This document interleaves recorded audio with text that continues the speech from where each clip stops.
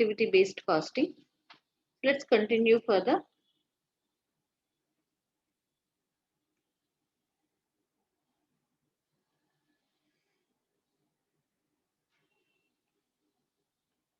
We've understood that overheads, the traditional way of charging the overheads, are not based on what are the actual overheads incurred, but depending on a predetermined overhead rate, the overhead are calculated and charged to the cost statement.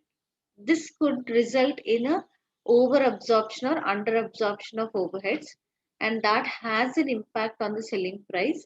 So either the price is overcharged or undercharged, and in both the situations there is a disadvantage the business faces in terms of having an impact on the profitability. So for the, as a solution to that particular problem, we have activity based costing, wherein it says that whatever are the overheads which are incurred, why are they incurred, or for what activities are they incurred, is the first step which has to be identified. Okay, after identifying that, the activities have to be listed out. After that, for every activity, whatever are the amount of costs incurred during a period or would be incurred during a period, has to be accumulated in an activity cost pool. After accumulating, this has to be divided and distributed. For dividing and distributing, there should be a basis of apportionment, which is all, which we call it as activity cost drivers. So a basis of apportionment, a suitable basis of apportionment has to be identified, and after that the overhead costs have to be allocated. So this will deal with this problem of over absorption or under absorption, because here in this case, in this particular technique, it allocates the overhead cost based on the usage of that particular activity, as to how many number of units of that particular activity was used or consumed, depending on that. So this is most appropriate method, appropriate way of allocating the overhead cost to the products and services. Okay, then there are disadvantages also, because it's a time taking, it's a I mean, amount has to be invested. Somebody has to gather the information and be involved in um, allocating the overhead cost appropriately up to all the products and services. So it is a time taking and a costly activity. So that can be taken as the disadvantage. We've learned this explanation yesterday. We have not done even one question also. So let's take up the questions. So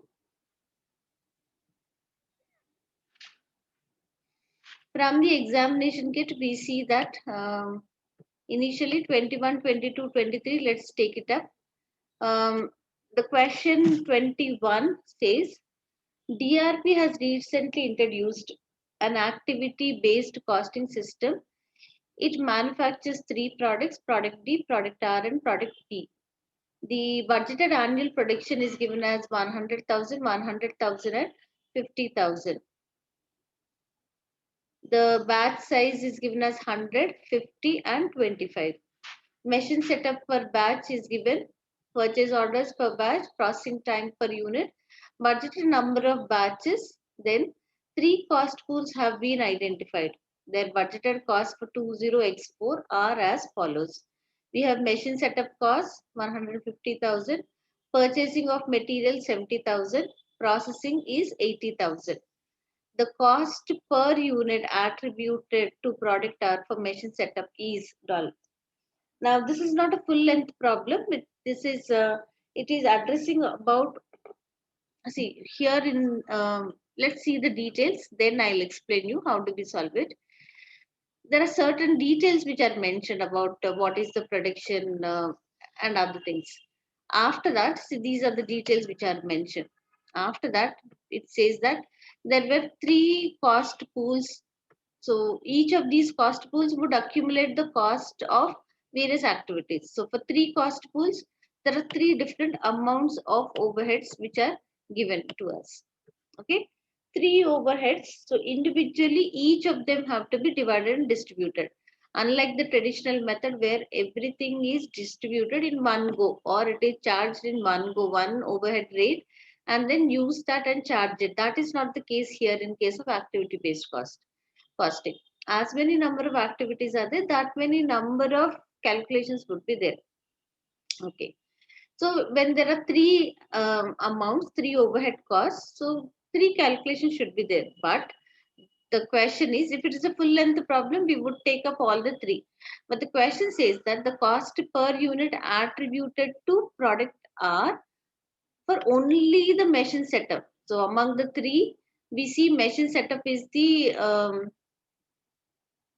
first cost. They are addressing only one issue, which is machine setup, and how should this be charged to only product R. But nevertheless, we'll do it for all three products because there is so much of calculation which is involved. Okay, so I will take this one in the Excel file, and then we'll work it out in the Excel file.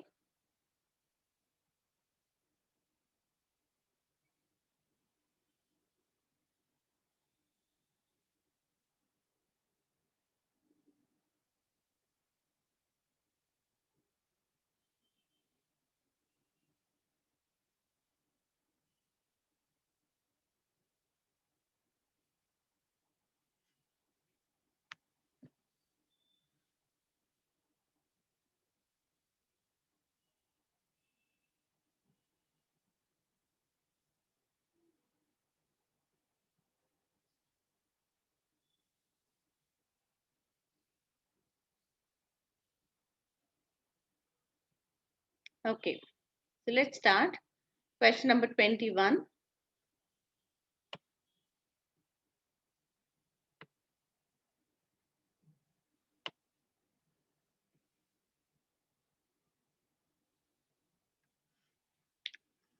DRP has recently introduced this one. Okay, so 21. Machine setup cost has to be allocated. So from this details, what we have, we understand that the cost driver should be something connected to machine setup. So it's not mentioned what is the cost driver. So we only have to identify what is the cost driver. So cost driver should be something suitable to the machine setup. So from the details we see budgeted annual production is given, batch size is given, machine setups is given, purchase orders, processing time, budgeted number. So very easily we can connect this machine setup per batch. Okay. Here we are asked to find out what is the cost per unit. Cost per unit attributed to product R for machine setup. If that is the case, here we need to find out what are the machine setups for the total production. So here it is given only per batch. So machine setups are given per batch. Let's start. You also write it in your notebook. This is question number 21. The products are D, R, and then we see it is P, D, R, and P.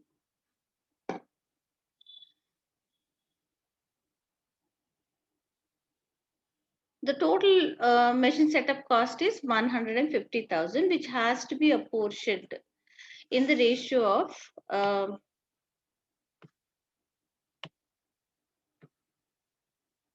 let's see. First, let's make a mention of it.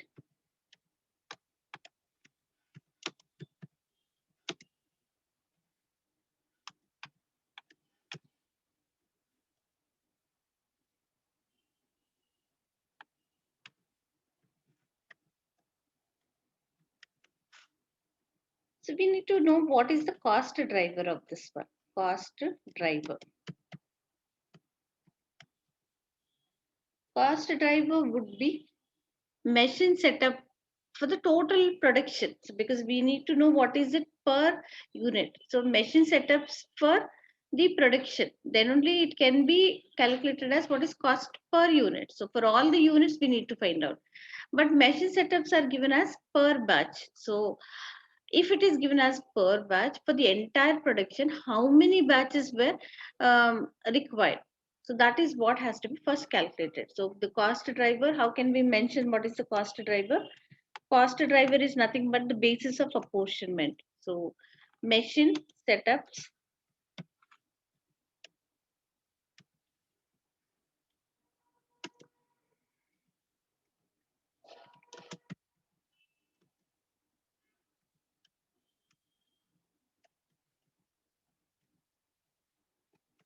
we need to know what is the machine setups per production. But here, if we put it as the annual production,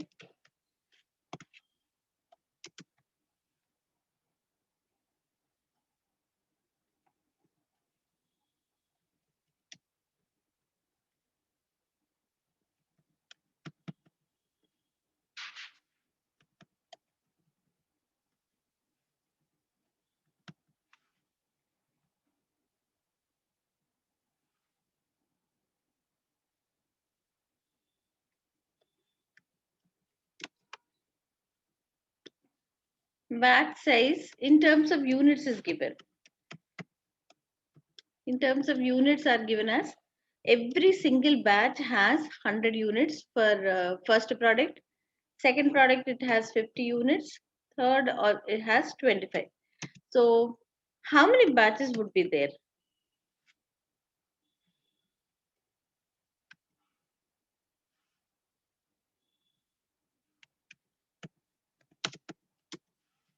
So what would be the number of batches? Number of batches would be, 1000. that's it. So for all the three, calculate the number of batches. So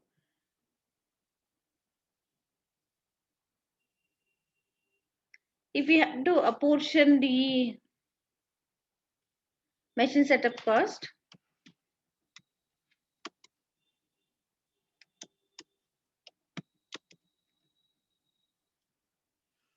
so totally how many number of batches out of 5,000, 1,000 batches are taken by D. So the calculation would go like this.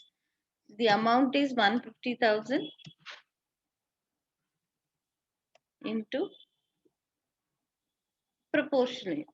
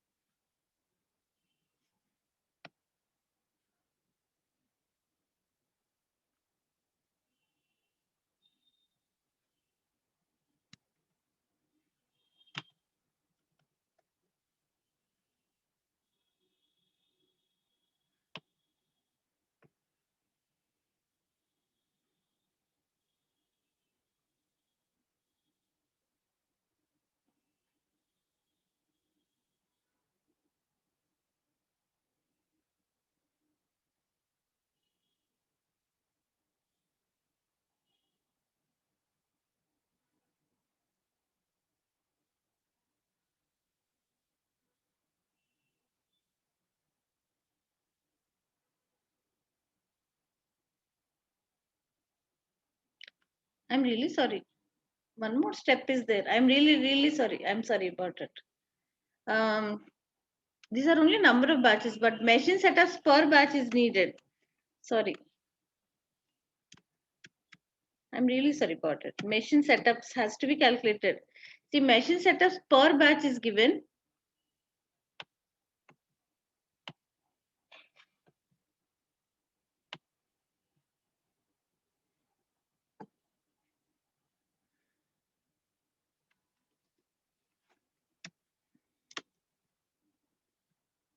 I'm just focusing on something else. So machine setup for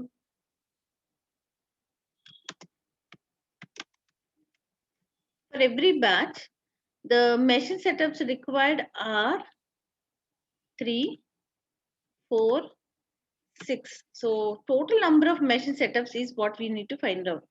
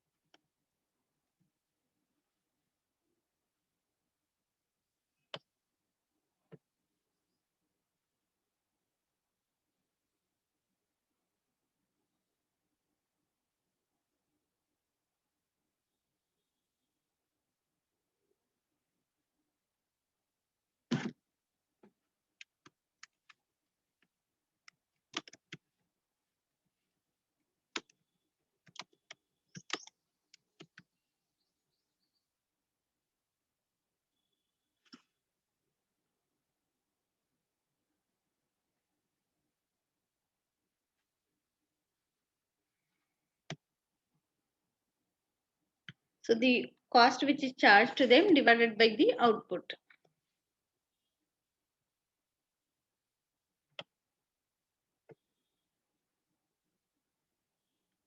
So these are the machine setup costs allocated and calculated as per unit of machine setup cost.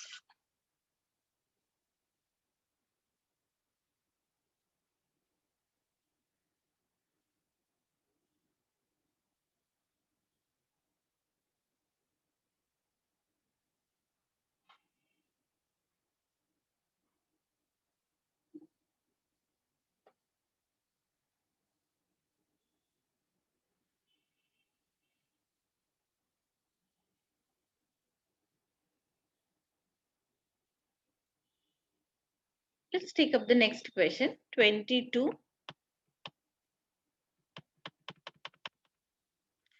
KY makes 3 products and uses an activity-based costing system.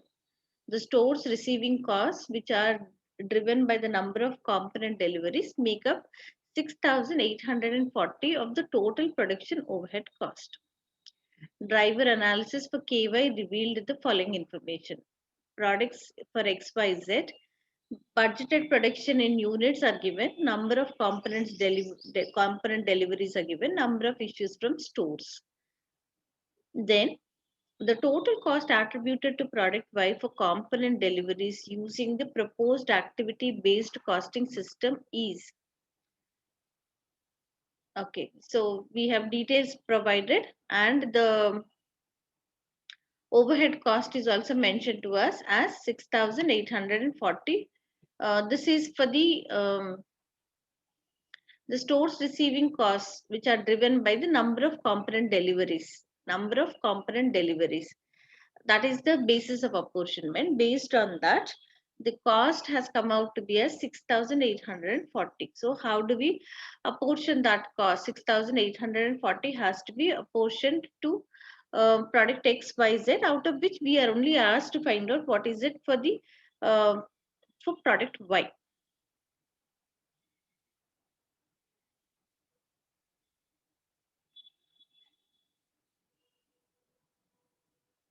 Not much details are there, direct information. So we can put it as product X, product Y, product Z. Okay. So the only thing what is given is the store's receiving cost, and that basis should be number of component deliveries. So mention just what are the number of component deliveries.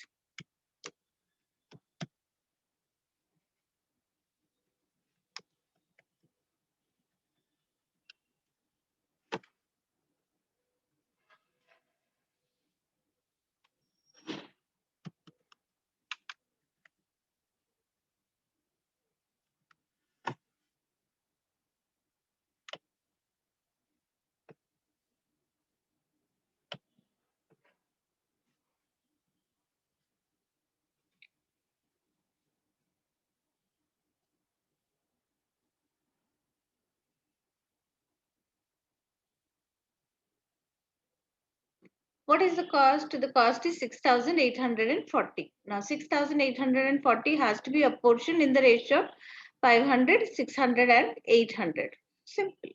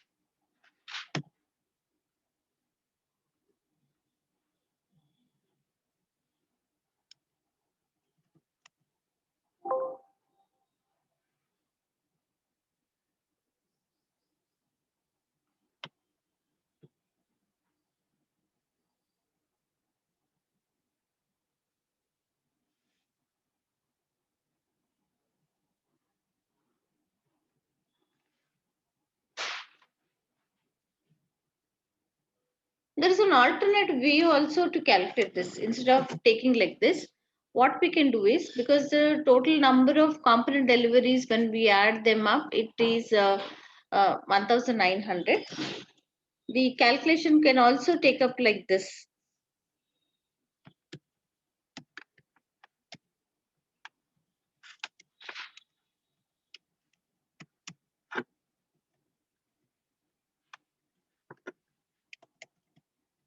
Overhead cost rate. Since we've learned about calculating cost rates, predetermined overhead rates, overhead cost rates would be, what is the overhead cost? The overhead cost is 6,800 um, 840 divided by the total usage of the cost driver, which is 1,900. So that would be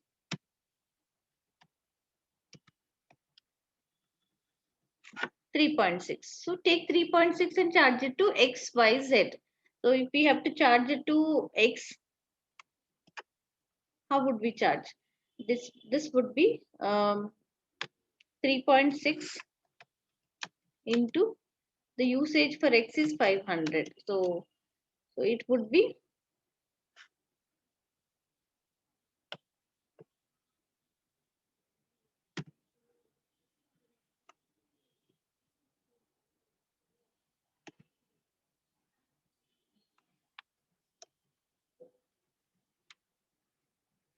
here also we will have it as 3.6 into 600 is equal to, and here it would be 3.6 into 800.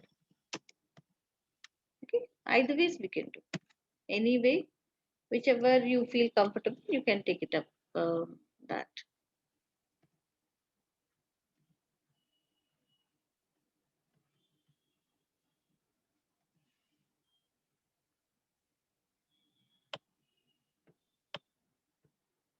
Ma'am, Yeah, ma'am, could you show the 21st sum once, ma'am? yeah, sure. Ma'am, actually, I don't understand the last part, ma'am. The machine setup cost per unit. How to calculate it, ma'am? Divided by number of units per unit, no, cost per unit. So the formula, it says, you see the machine setup cost, which is apportioned to all the three products. After that, to calculate what is cost per unit, we are dividing by the number of units. Number of units is given in the first column, annual production, 100,000, 100,000, and 50,000. We are just dividing it by the number of units, that is 100,000, then 100,000. Okay, ma'am. Okay, that's the logic. So we are having it as 19,565 divided by 100,000. So 0.1956 here also similarly. Because the question is asking us to find out what is cost per unit. It is not just the cost which is attributed, but cost per unit. Therefore, we divided by number of units.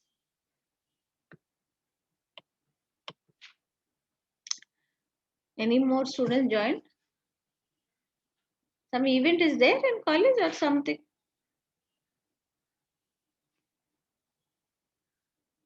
And Anugraha also has not logged in through audio. She just logged in, but there's no audio.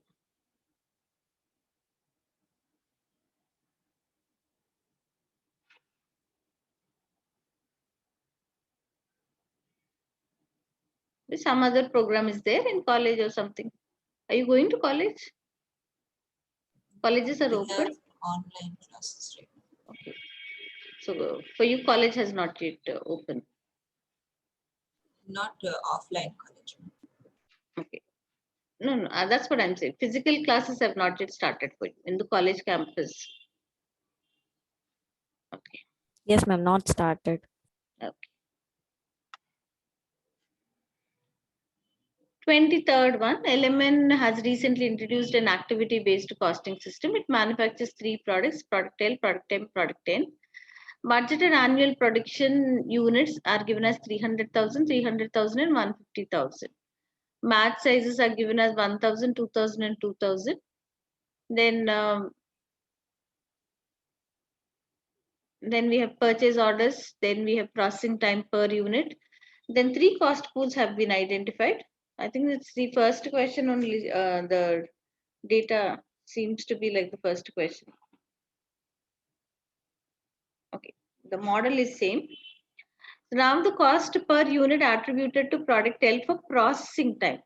So if we are talking about processing time per unit is given. So it's simple, straightforward, we can work it out. So the processing cost is 156,000. Take 156,000 and then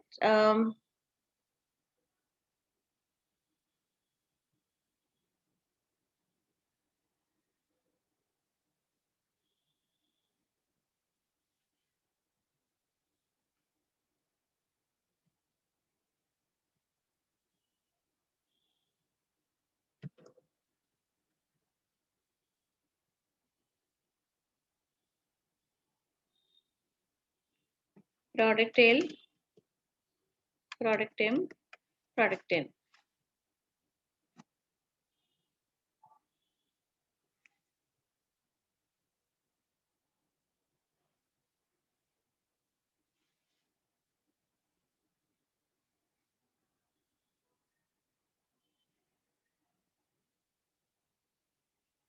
We'll try out this second model, this type of solution we'll try. Because the other two problems I have helped you out with the other alternative. We will first calculate what is the overhead rate because the details are given pretty simple. So processing time per unit, for every single unit it takes 4 minutes, but the total output which is produced for product L is 300,000. So we let me put it like this.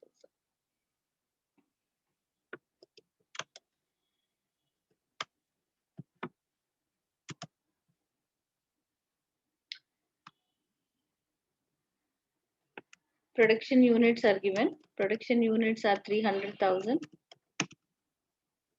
Then 300,000. Then 150,000. Then processing time per unit is given.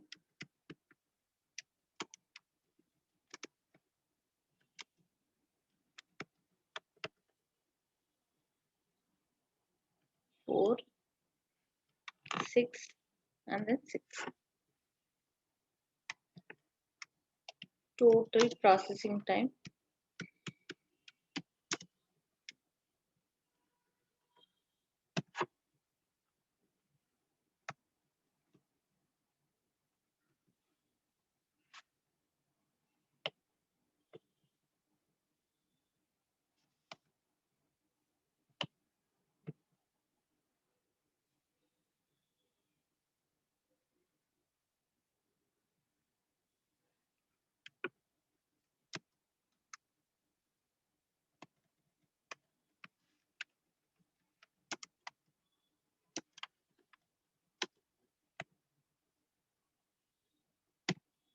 The overhead cost is 156,000 divided by 3900.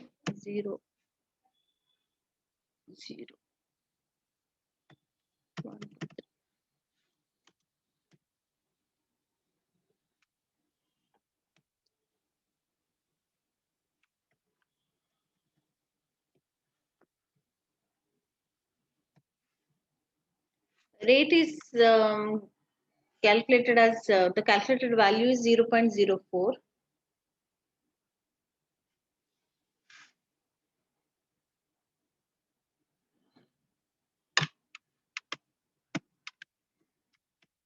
Processing cost distributed.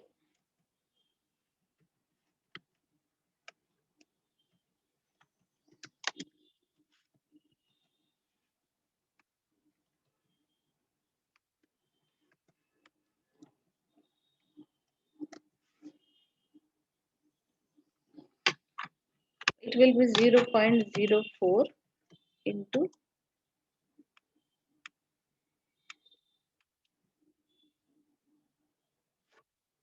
how many zeros are there? No clarity at all.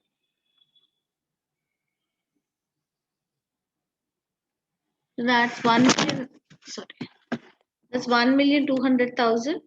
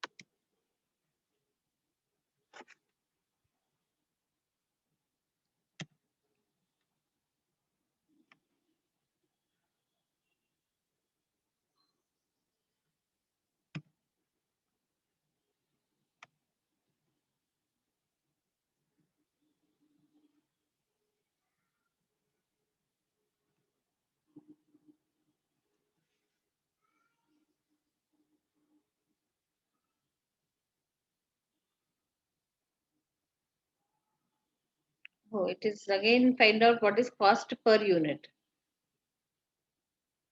Rather, we would have done this way only.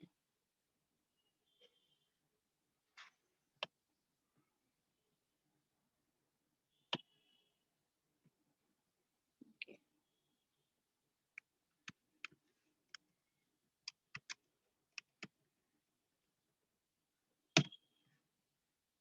48,000 divided by the total number of units. Here it will be 72,000 divided by the total number of units.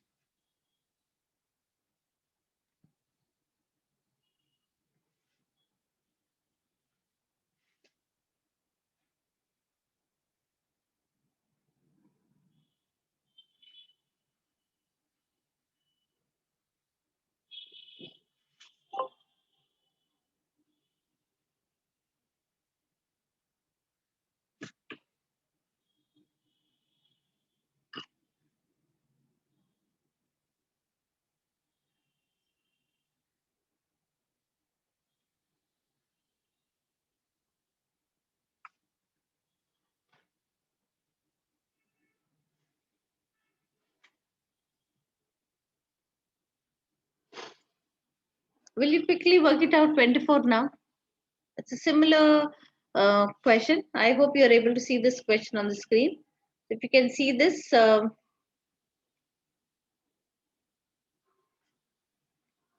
question says Z makes three products and is considering changing to an activity-based costing system. The quality inspection costs make up 14,140 of the total production overhead cost. Driver analysis for HZ revealed the following information: A, B, and C. Budgeted production is given, production units per production run, quality inspections per production run. The cost is given about the quality inspection cost. So quality inspection should depend on quality inspection should depend on the quality inspection per production run. Okay, so can you take it up and then quickly do that? And the total cost, it is not cost per unit, it is only the total cost attributed to product C.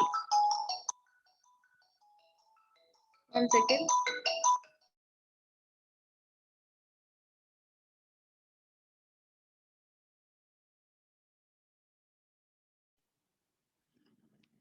So please take it up, work out this question.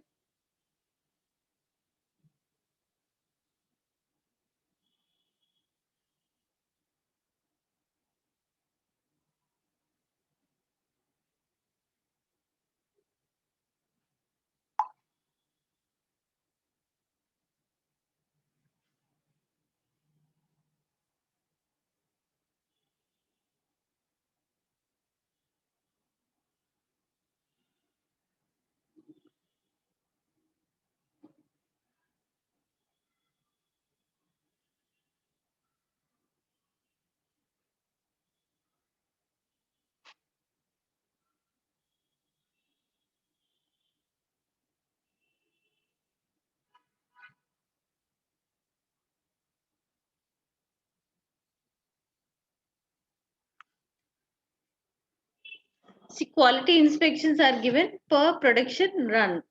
How many production runs are there? That has to be calculated. So the production units per production run is given. First, let's find out what are the um, number of production runs. Then quality inspection per production run has to be calculated. So I will do it in the, this also will discuss there only.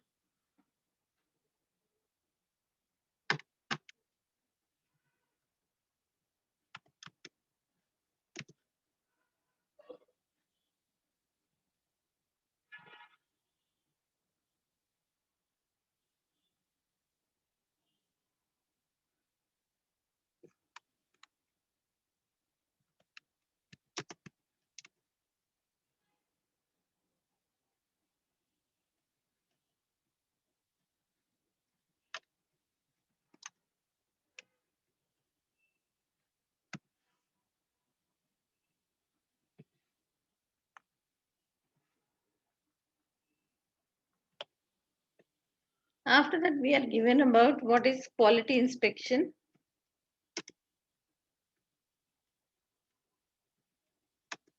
per production run.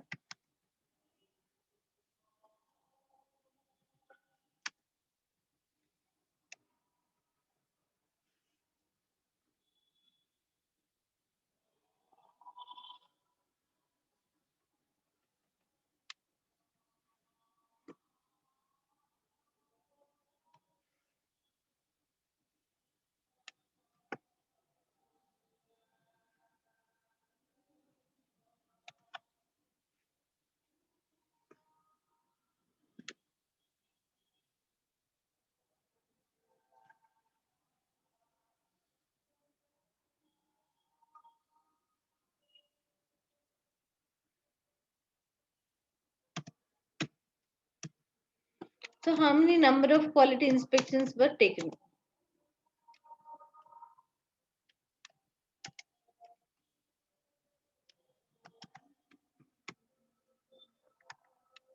This would be the total production runs into the number of quality inspection runs. So in total, how many inspections were needed for each of them is given. Add them up, and then based on that, just attribute the um, quality inspection cost. So if we are talking about what is quality inspection cost, attributed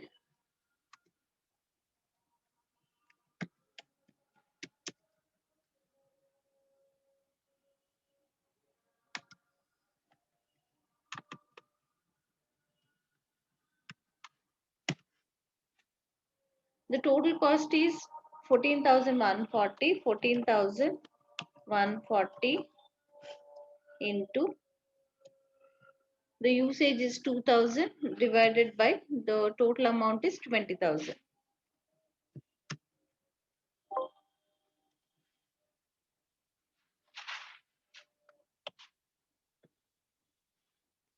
So which product are they asking? They are asking for product C. The product C would be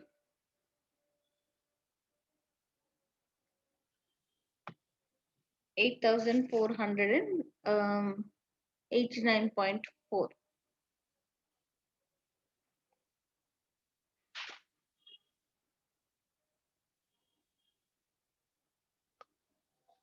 8,489.4.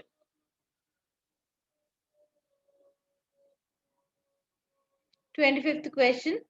Which of the following explains why an activity-based costing system may produce more accurate product costs than a traditional absorption costing system?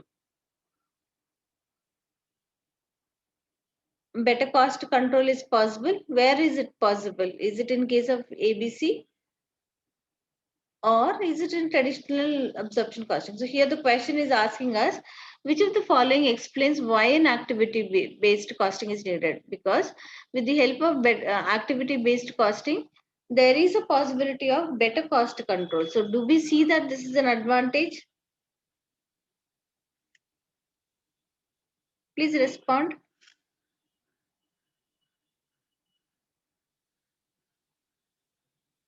Ma'am, should we only choose one option?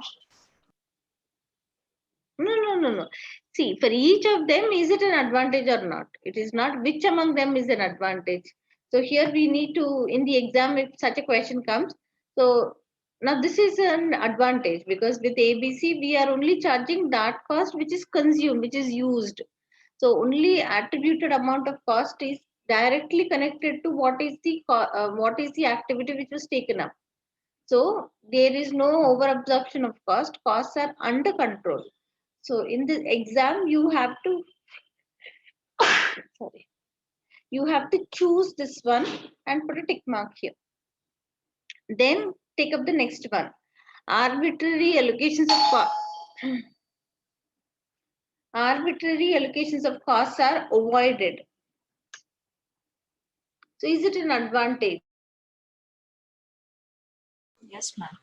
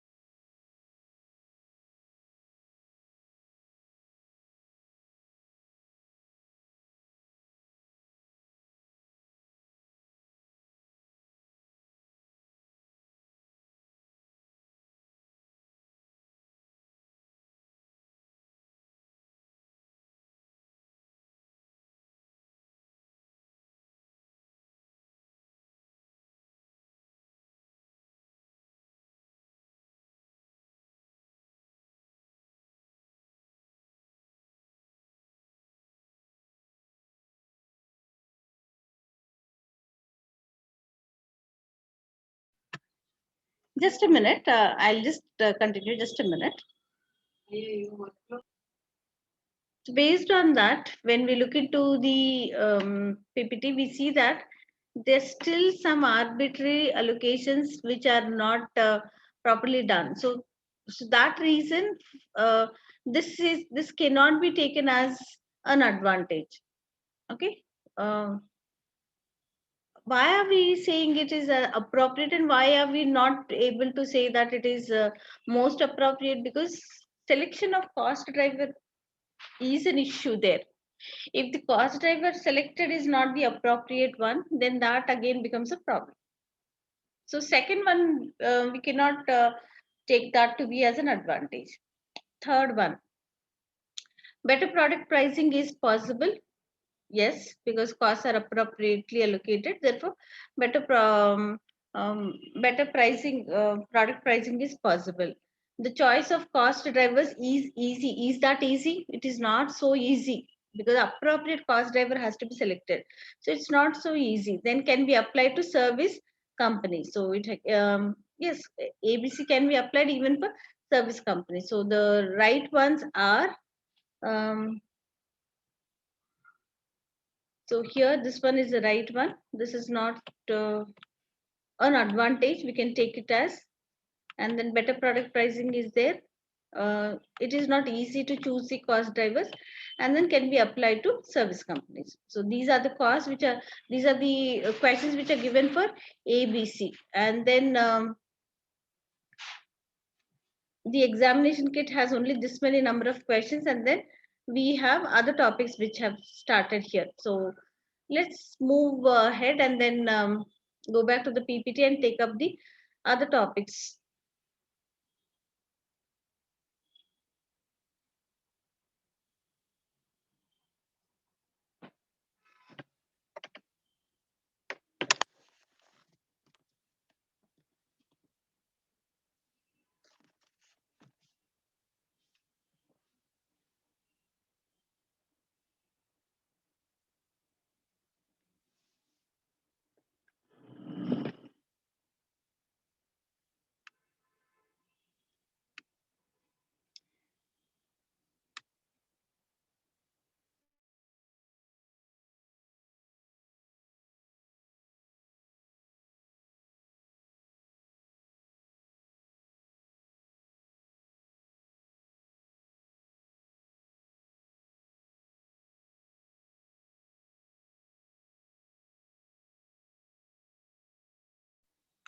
See, under other costing techniques, we see that first we have throughput accounting or throughput cost accounting.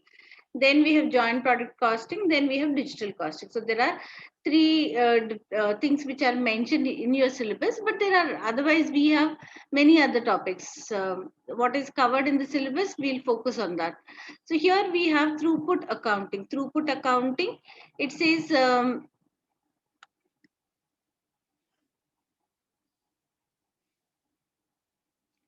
this one focuses on if at all, if there is any resource which is not abundantly available, or if there is any constraint. So let's first learn the concept about it. I hope I am assuming that you have never heard about this particular concept or never learned about this concept. Did you? Anytime did you get a chance to learn that? No. No, ma'am. No. Okay. So a simple I mean, how do we focus on, or how do we understand this concept?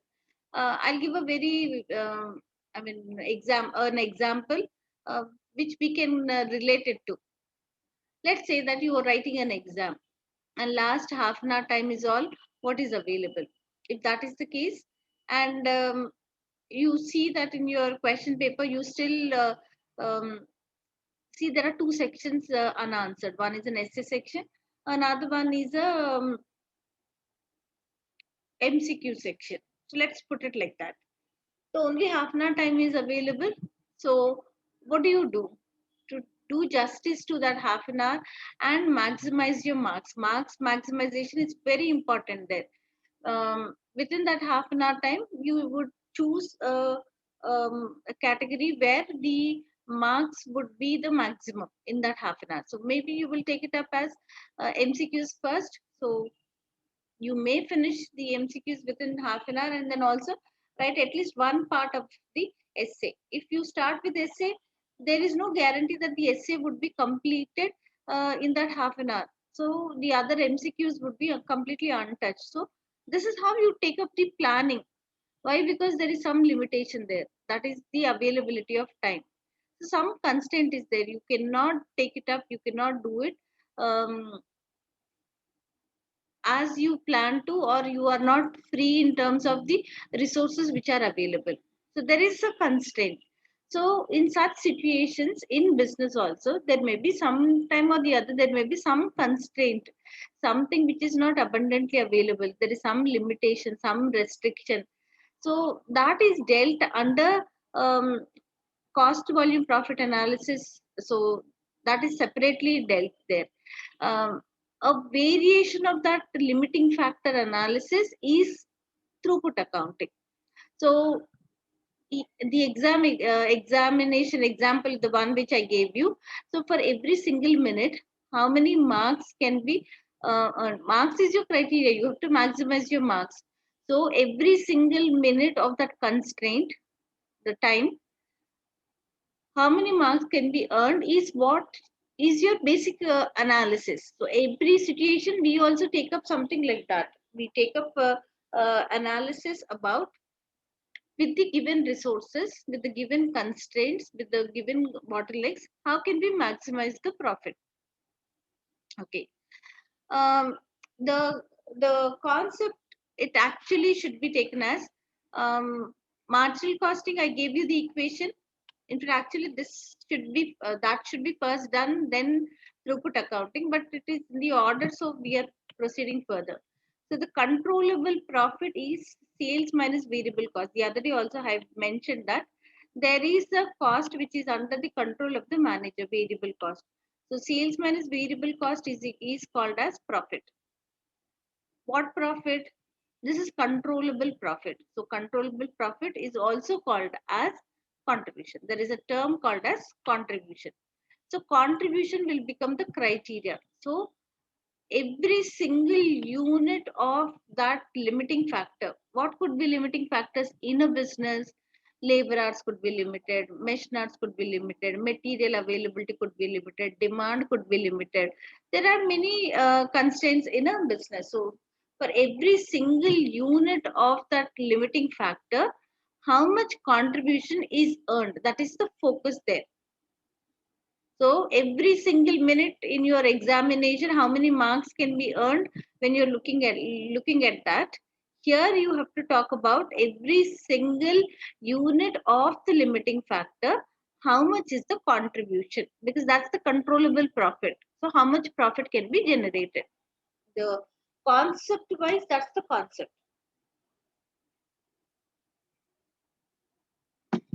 Now, here in case of throughput has a little variation.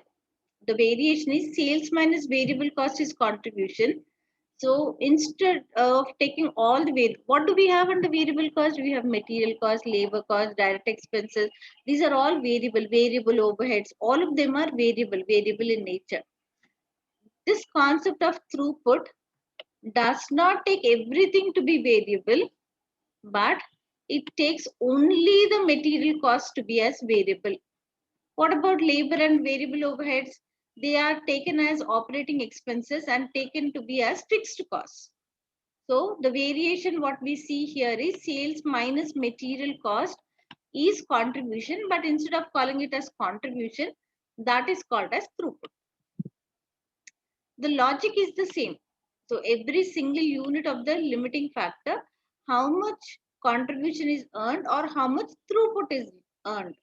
So if we are talking about throughput, we should understand that it is only the material cost which is deducted from the sales. So throughput. So that is what sales minus material cost. Okay. Um, the main criticism of throughput accounting is that it takes a very short term view of resources and operating expenses. Um, the points of difference, the differences are, what is it under traditional costing, what is it under throughput costing. So under traditional costing, it says that labor costs and variable overheads are treated as variable costs. Then other costs, all costs other than material are seen as fixed in short term. So the regular costing, we see a list of variable costs, material, labor, and variable overheads. All of them are variable in nature. But under throughput accounting, only one item, which is material cost, is considered as variable. Then inventory levels are kept high. Inventory levels are ideally zero. So one of the assumptions is they do not maintain any closing inventory. No inventory levels are maintained. So they are ideally zero. All that which is produced is sold. All that which is purchased is produced. So there are no as such any inventory levels. Then idle time should be eliminated where possible in case of traditional costing. Ideal time is accepted under throughput accounting. Then traditional costing, value is added when a product is made, value is added when a product is sold. Only when a product is sold, value is said to be added. Okay. Then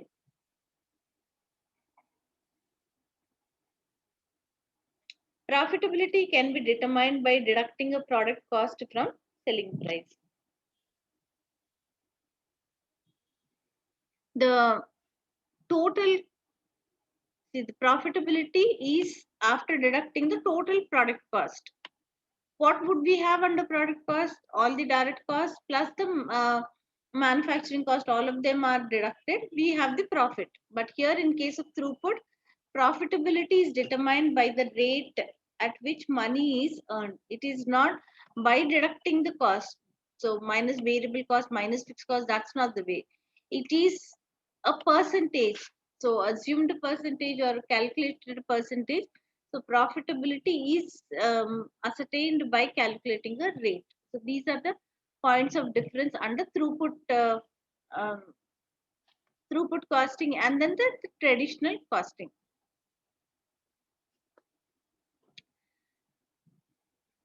What is the situation? The situation is when there are scarce resources. There's something which is not abundantly available. So when these scarce resources are there, so by utilizing these scarce resources, profit has to be maximized. So optimal production should be taken up by allocating the scarce resource. Let's say material is only 1000 kgs available. So material has to be allocated to product A, product B, product C, or whatever other products produced. So to all the products, this limited availability of material, which is 1000 kgs, has to be allocated. In such a way, it has to be allocated that by use of this material, their profit should be maximum. So whichever product gives more profit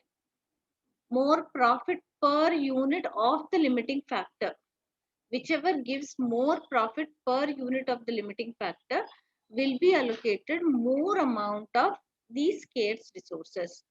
So step number 1 says that identify the bottleneck constraint. Second step, calculate the throughput contribution per unit of each product. Then calculate the throughput contribution per unit of the bottleneck resources of each product. Rank the products in order of the throughput contribution and then allocate the resources. So that is what, while looking into the solution, we will be able to do that. There are certain ratios also given. So this also we will take it up. What is throughput accounting ratio? Then return per factory hour and cost per factory hour. So I'll take you to the questions directly. Let's look into the questions and then put an effort to understand that better.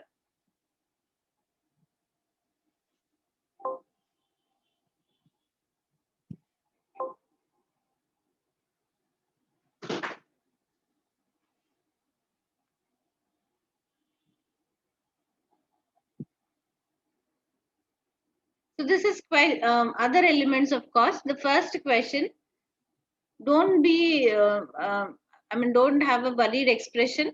See, for the first time you're learning about a concept called as throughput. It doesn't become very easy to understand right in the first time. So all the time you connect your example, what I have mentioned. every single minute, what are the marks which are which can be earned. So that's how you've taken up the planning. So you feel that MCQs are more profitable in terms of marks. So you first take up that. You allot the time to the MCQ section, then the remaining time you allot it to essay section. So like that in a business, what situation arises. So that is how we have to think about it. So question number 26 says that company B uses a throughput accounting system. I hope you're able to see the question on the screen. I've shifted from one window to another. Yes. Yes. Then the selling price is given as 50, material cost is 16, conversion cost. What is conversion cost? Conversion cost, you can make a note in your notebook also. Conversion cost is equal to labor cost plus overhead cost. Labor plus overheads is called as conversion. Okay. So conversion costs are 20. Time on bottleneck resource is 8 minutes. There is a bottleneck resource, and the time on bottleneck resource, so there is some constraint there, which is 8 minutes given. The question asked is, what is the return per hour for product X?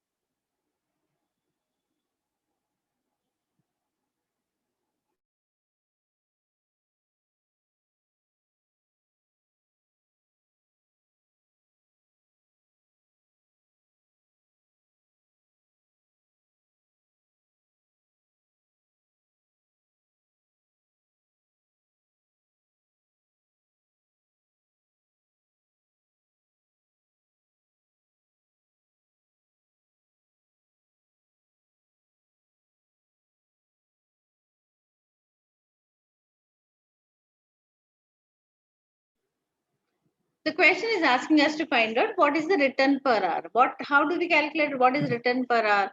First, we need to find out what is throughput. Throughput divided by the bottleneck resource. So that's the formula what we have to apply.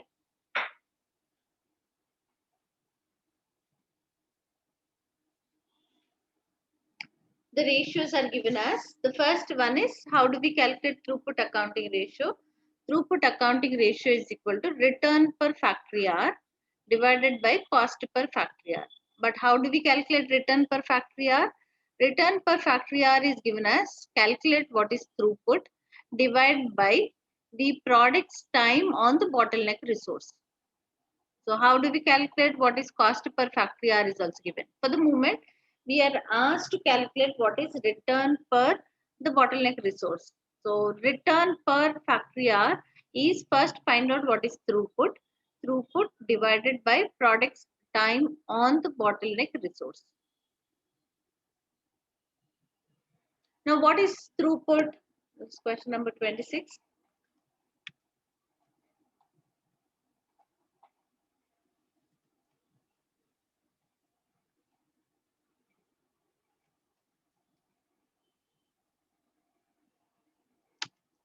Throughput is equal to, what did I tell you? Throughput is equal to sales minus material cost, only the material cost.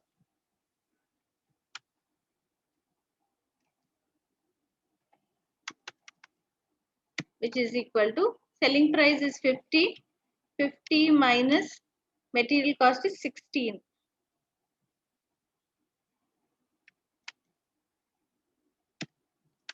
It should be 34, no? 34. 34.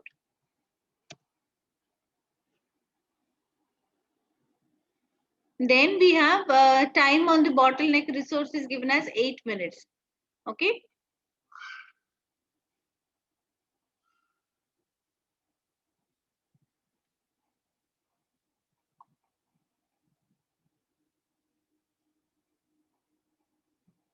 Bottleneck resource has an availability of 8 minutes. So 8 minutes is the constraint, limiting factor. The time availability is only 8 minutes. So time on bottleneck resource is only 8 minutes. So what is throughput per minute is what we have to calculate. So how do we calculate? Just calculate, mention that throughput divided by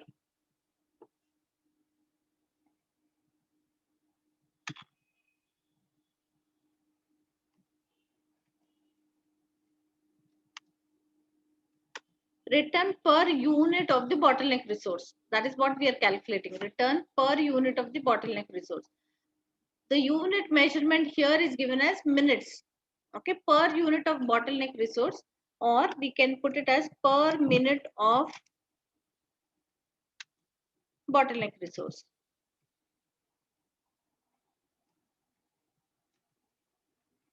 Bottleneck is some kind of a limitation, some kind of a restriction. The free availability is not there.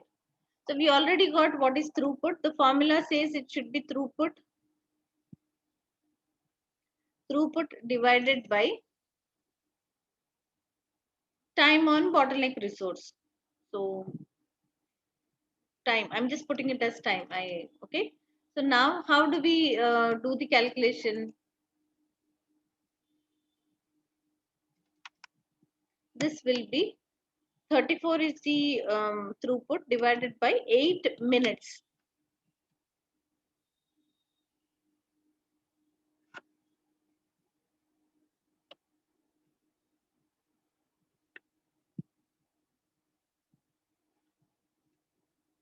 $4.2 $4.25 per minute. This is per minute.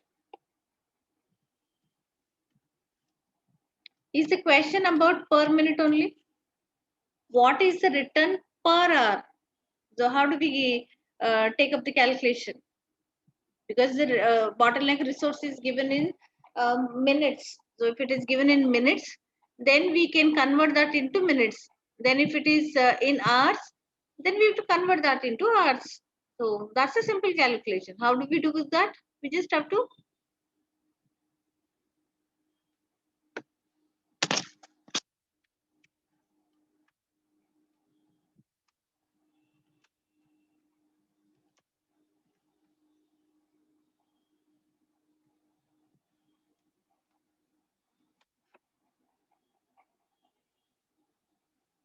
in an hour there are 60 minutes.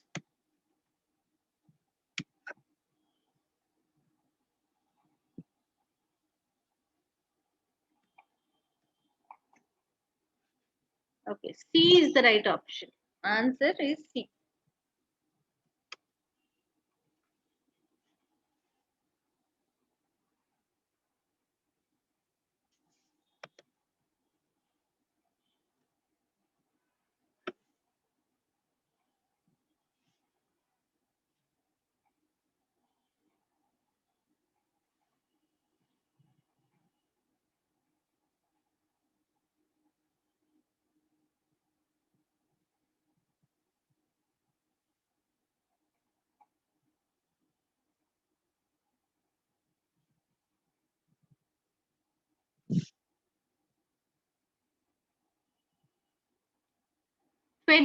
Question number 27. A company can produce many types of product but is currently restricted by the number of labor hours available on a particular machine. At present, this limitation is set at 12,000 hours per annum. One type of product requires material costing $5, which are then converted to a final product that sells for $12.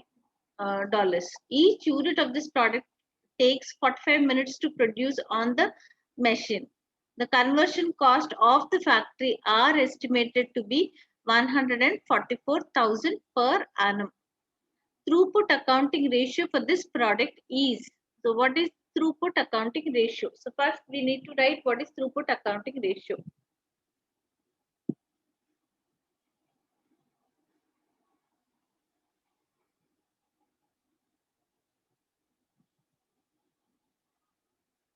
Just look into this one. Throughput accounting ratio is equal to return per factory hour divided by cost per factory hour. So we need to know two aspects. One is return per factory hour. So return per factory hour is throughput. First have to calculate what is throughput. Throughput is sales minus material cost. So first find out what is throughput. After finding out what is throughput, divide by what is the availability, the product's time on the bottleneck resource. So then we get what is return per factory hour. After that, we need to calculate what is cost per factory hour, because numerator is return, denominator is cost. So when we have this, we can find out what is throughput accounting ratio. So cost per factory hour is total factory cost divided by the total time on the bottleneck resource. Okay. So let's take up this one. Go back to the Excel file.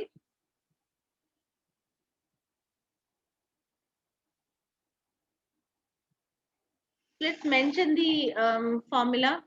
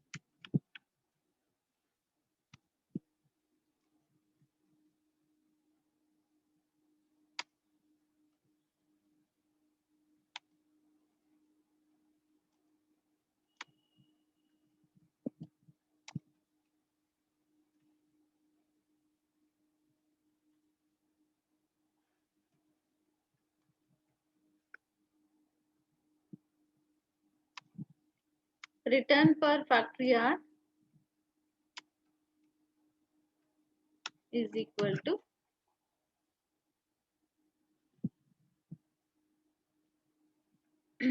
throughput divided by time on the bottleneck resource, isn't it? The formula about it is throughput divided by time on the bottleneck resource.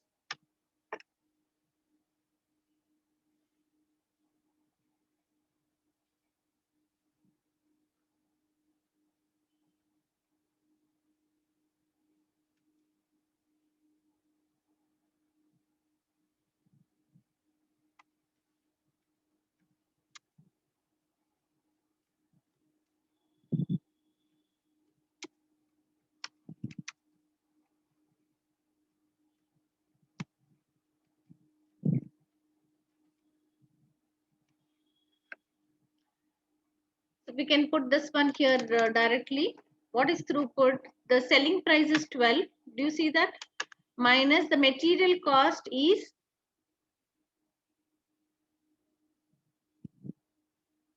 one type of material requires one type of product requires materials costing $5. 5, that will give us throughput. 12 minus 5 gives us throughput, divided by what is the time available on the bottleneck resources. That is what we have to look into. What is the time available on bottleneck resource? So anywhere, anything which is mentioned, which is given to us here,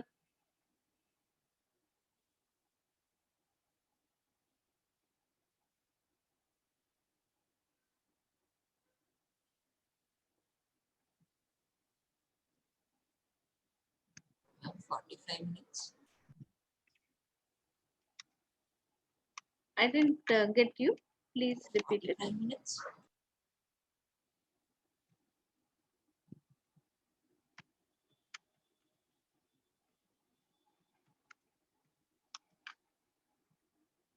The question has at present this limitation is set at 12,000 hours.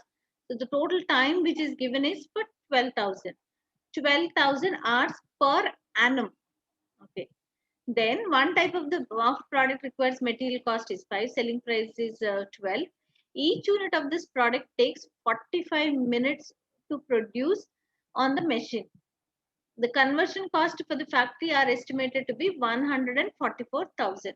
So this is the set of information what is given to us. So now we have to find out what is the time which is required. Time required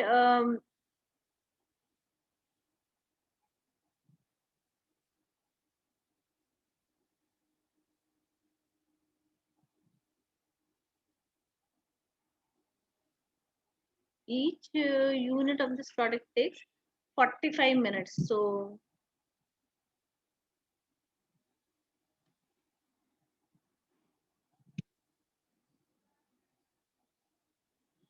we can take it as 45 minutes.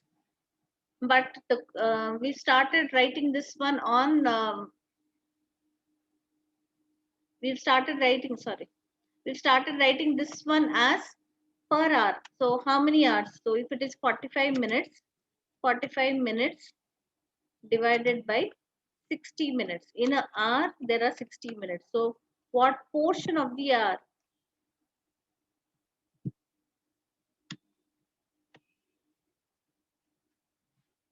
So now here we can put it as 0.75.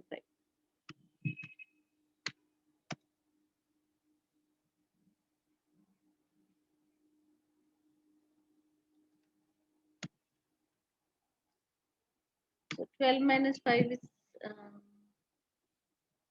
7. 7 divided by 0.75. So return per factory hour, we got it as 9.33. But then we have to find out what is cost per factory hour. That's the second step.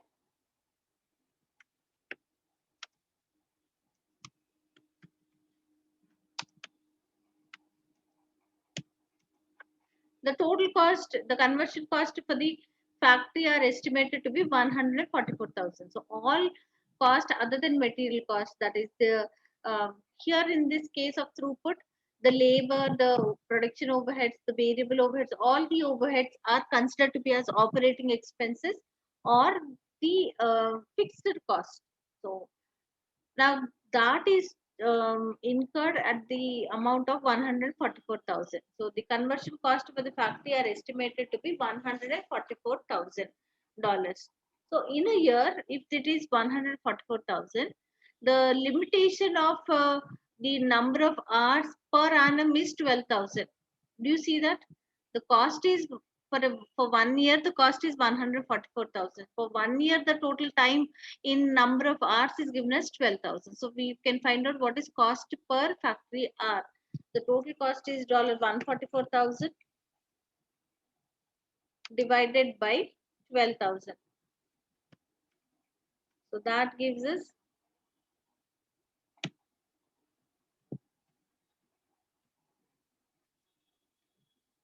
12, 12 per hour. And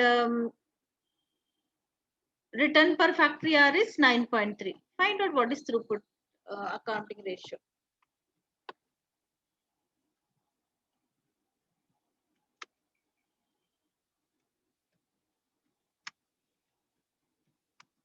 Is equal to 9.33 divided by 12.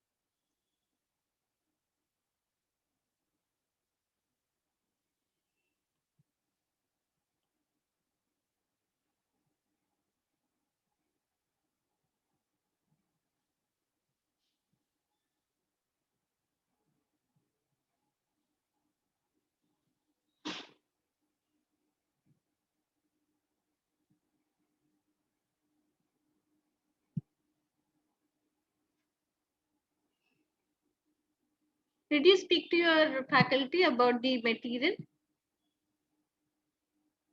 Not yet. Okay, please, because I will not work out all the questions because time may not be available for us to work out every single question.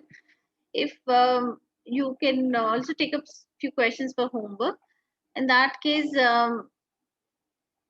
we will proceed further with the other topics.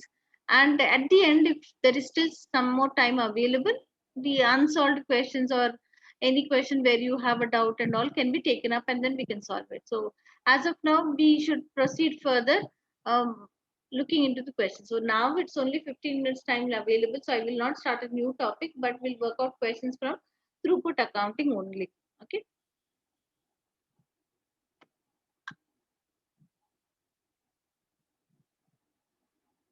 So we have question number 28. Let's take this up. Question number 28.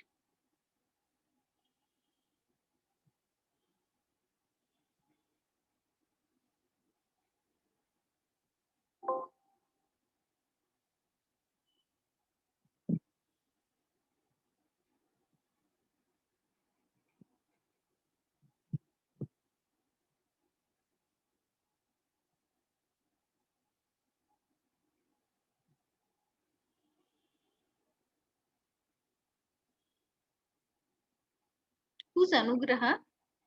Student only. Yes, ma'am. Some event is there in college or exams are there or something.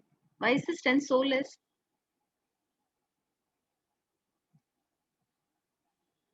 Ma'am, one person is part of the student senate. She has a meeting today, so she didn't attend. Okay. How many are enrolled in CIMA? CIMA program? Very few. Is it an integrated program or an add-on program? Was designed to be an integrated program, but mostly it's add-on only. Only the very basics are taught in BCom courses. Okay. So only those who are interested to write the exams, they attend these trainings. Yes, ma'am. Okay.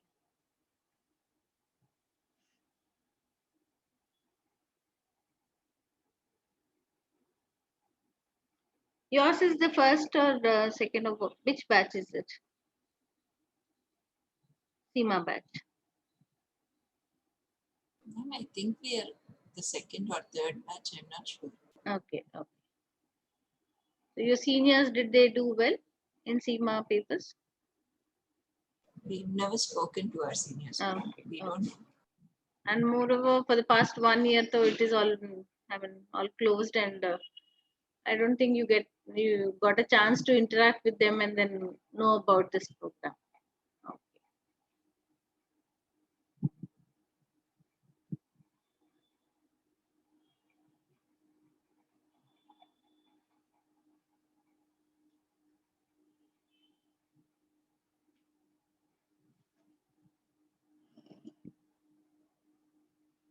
Question number 28.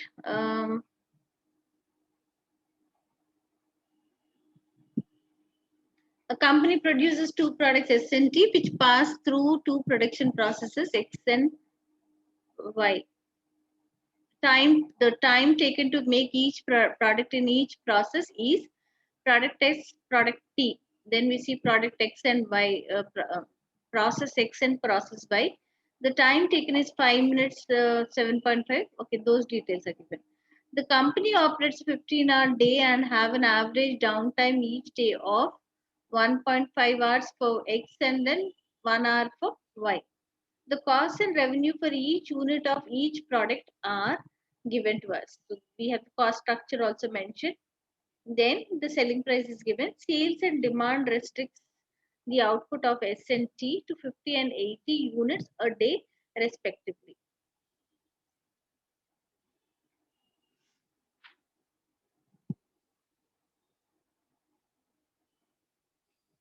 Which process is the bottleneck resource? So process dash is the bottleneck process. So we have to identify. Um, which one is a bottleneck is also not mentioned to us. Only the process, how the process is carried on, the details, the time taken, those aspects are mentioned to us, but it is not mentioned about which one is a bottleneck resource. So the criteria there, how do we understand that?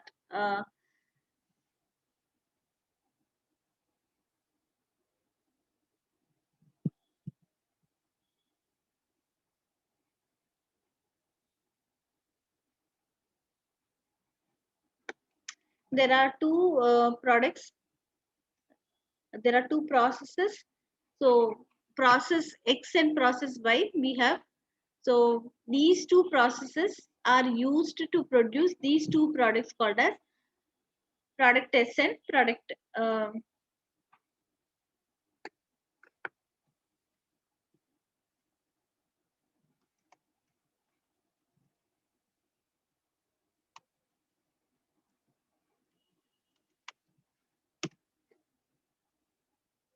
There are two processes.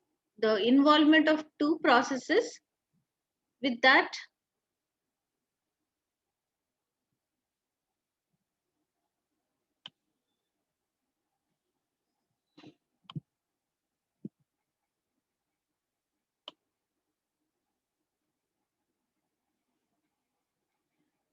process X, here we have the time details are given, how much time is taken by each of these processes for producing product S and product T. So that is what is given.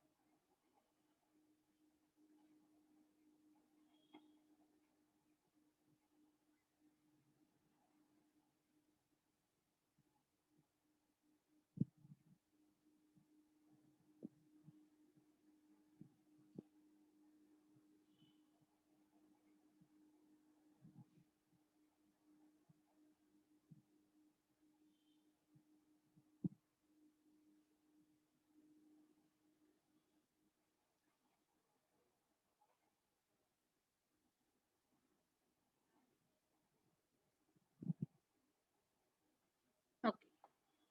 The details are given. We see product takes 5 minutes and in the for the production of product S, and takes 7.5 minutes for the production of product T. And similarly for process Y is also mentioned. Below that we see the company operates on a 15-hour day. So in total they are working for 15 hours and have an average downtime each day. So X, the downtime also can be called as unproductive hours. So unproductive hours are 1.5 hours here, and for process by it is 1 hour. So effective productive hours in process X are 15 hours minus 1.5 hours. So we can put it here below, or else we'll bring this one little down.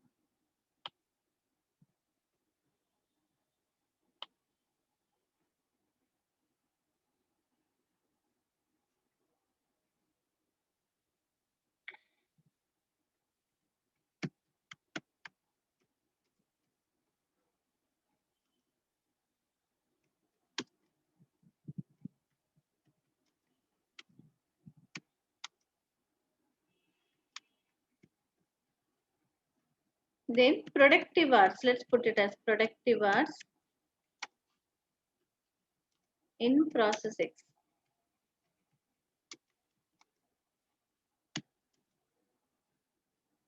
15 15 minus 1.5 is equal to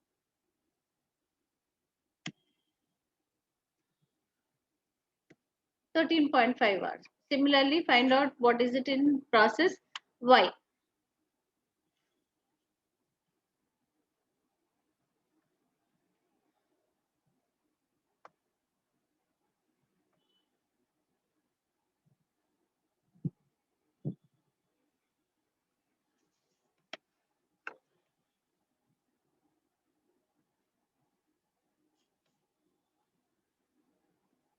Here the downtime is only for 1 hour, not 1.5 hour.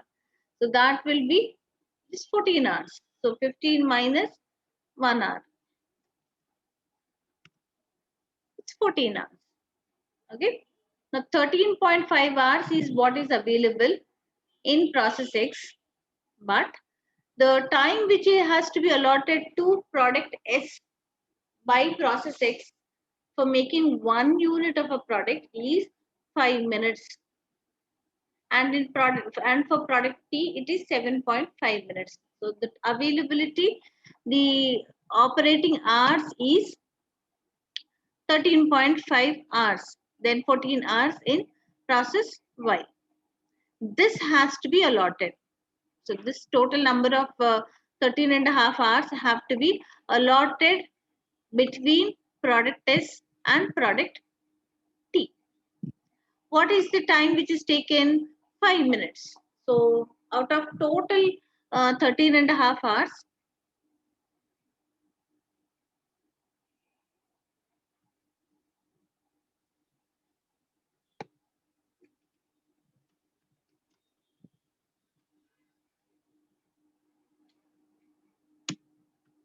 $13.5 into, in an hour there are 60 minutes because everything is given as minutes.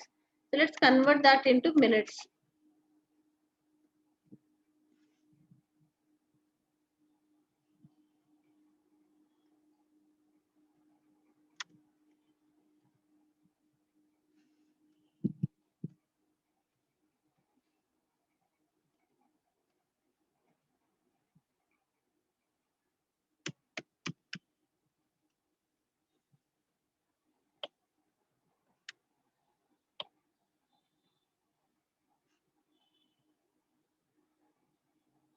So the availability of 810 minutes should be allotted to product S and product T.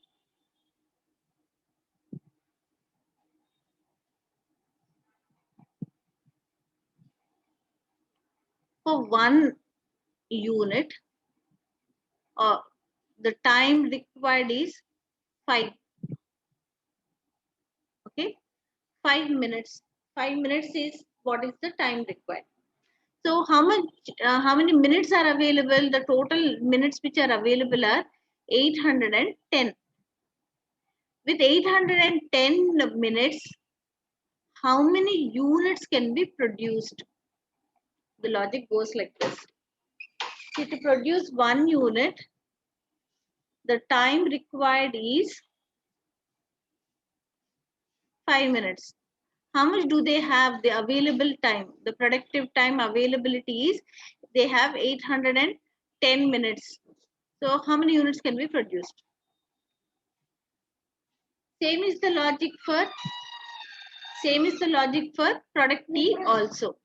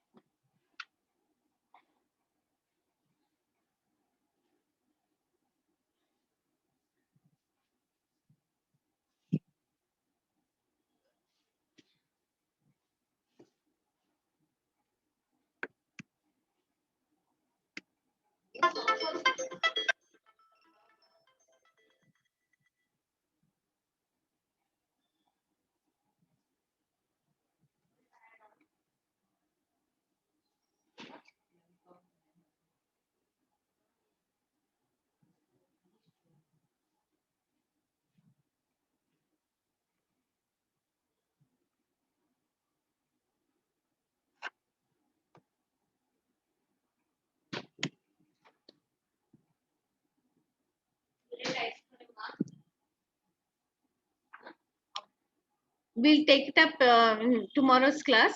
Okay. On the same note, I will save this one. On the same note, we'll continue further. We just have converted the time into the productive time. Productive time is given as in number of hours. Converted that into number of minutes. Minutes are 810 minutes availability in process X, and 840 minutes available time in process Y. So that now we have to decide whether um, which process X or process Y is the bottleneck resource. That is what has to be identified. Okay, we'll take it up in tomorrow's class. So I'll end on this note. Okay, see you tomorrow. Thank you, ma'am. Thank you, ma'am. Tell everyone to come to the class.